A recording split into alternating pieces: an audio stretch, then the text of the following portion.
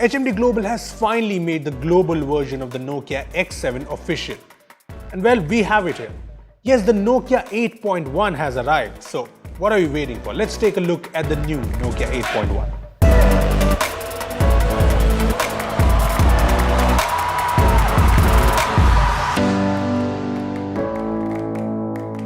Hey guys, this is Rupesh from evom.com and this is the brand new Nokia 8.1 in this really interesting color.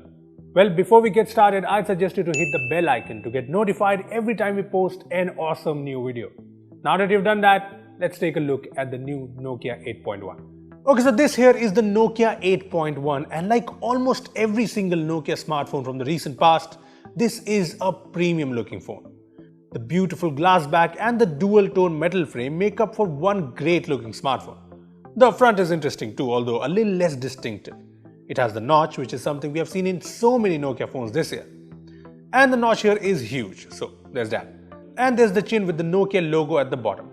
So yes, it has the looks of a Nokia smartphone, but I just like how Nokia or HMD Global designs their phones and how sturdy they feel in the hand. It's something I miss in many other mid-range smartphones. Plus the color here really helps the Nokia 8.1 stand out. I think it looks different yet very appealing. Another thing I find appealing on the Nokia 8.1 is the display here. It's a 6.18-inch Full HD Plus IPS LCD pure display with HDR10 support. Now pure display is something we first heard with the Nokia 7.1 and it's set to upscale SD video content to HDR-like quality. Well, I haven't tested this out extensively, but on a few SD videos I watched on the Nokia 8.1, there was a slight bump in the contrast, but it's nothing major. Anyway, apart from that, the pure display tech can also adjust the color, contrast and brightness dynamically. Well, you can always turn it off in the display settings, but I'll be keeping it on to see if there's actually any difference. Pure display tech apart, this is actually a beautiful display. It gets really bright and so far I love how color accurate it is.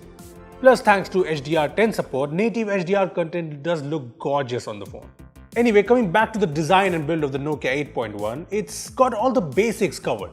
There's the fingerprint scanner on the back, which is decently fast, so that's nice. And there's the USB-C port, the headphone jack, the usual buttons, and the dual SIM and microSD hybrid slot on board. There's no notification LED here, even though the notch is huge, so that's a shame. Moving on to what's under the hood, the Nokia 8.1 is powered by the Snapdragon 710 processor with up to 6 gigs of RAM and 128 GB of storage. Now the Snapdragon 710 is a processor that hasn't really taken off, even though it has been here for quite some time now, which is surprising because it's a fairly capable mid-range processor. Anyway, here are the benchmark scores of the Nokia 8.1, and as you can see, the scores are definitely better than what you get with the Snapdragon 636 or the 660. When it comes to real-world performance, I've only used the phone briefly, but so far it's all been smooth and nice. Be it usual tasks like app launches or multitasking, or be it gaming.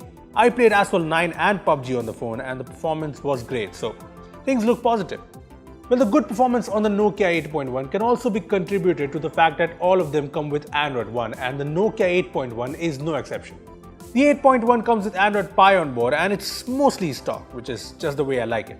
So you get the stock Android Pie look and the stock Android Pie features like digital well-being, the new gestures and the various AI features. So it's all good, and given HMD's track record, the 8.1 will definitely get Android Q fairly quickly when it arrives, so that's definitely great. So the Nokia 8.1 definitely looks sorted when it comes to performance and software, but what about the cameras, which has been the pain point of the recent Nokia smartphones? Well, the Nokia 8.1 comes with a 12 megapixel plus 13 megapixel dual camera setup with Zeiss optics on the back. Well, Devinder was at the Snapdragon Summit in Hawaii and he took the Nokia 8.1 along, so here are a few shots from the phone.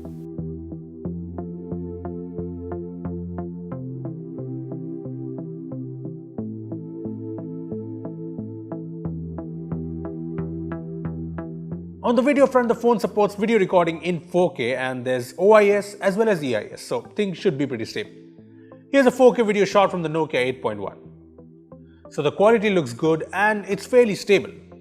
Now look at a 1080p video shot from the phone. So the quality here isn't as good as 4K, but the stability here is so good, right? So yeah, things look good. Coming to the front camera, the Nokia 8.1 boasts of a 20 megapixel selfie camera, which should result in nice selfies. Well, here are a few selfies I took from the phone. Now, most of these selfies look fine, but almost all of them have a little bit of over-sharpening going on. Well, I'll be testing things out more extensively in the coming days to see if that's actually a major issue. Overall, the cameras on the Nokia 8.1 are not extraordinary, but they should be decent for a mid-range smartphone. Lastly, there's the battery. The Nokia 8.1 packs in a 3500 mAh battery, and there's fast charging support with a 18-watt fast charger bundled in the box. Now, I haven't tested the battery on the phone yet, but I think it should be decent enough even if it's nothing extraordinary. Well, that was our first look at the new Nokia 8.1, and while it is the Nokia 8.1, I think it's the perfect successor to the very popular Nokia 7 Plus. At the time of shooting this video, we don't know the price of the Nokia 8.1 in India, but I think it should be priced around Rs 25,000. And at that price, this should be a solid mid-range smartphone. In my brief usage, I have found that the phone has a lot of things going for it. The design is beautiful and premium, the display is almost stunning, the Snapdragon 710 seems very capable, and the camera performance seems decent enough. I don't know if these traits of the Nokia 8.1 will be enough to beat the towering Poco F1, but I believe the Nokia 8.1 presents a good case for itself, and that in itself is commendable. Having said that, we are still testing the phone and we'll give our final verdict in a full review, which will arrive soon, so stay tuned for that. Well, those are our first impressions of the new Nokia 8.1, but what do you think? Tell us in the comment section below. Also, give this video a thumbs up if you enjoyed it and share it with your friends who have been waiting for a Nokia mid-range. Lastly, subscribe to our channel for more amazing tech videos. Well, that's me signing off. Thanks for watching, and I will see you in the next one.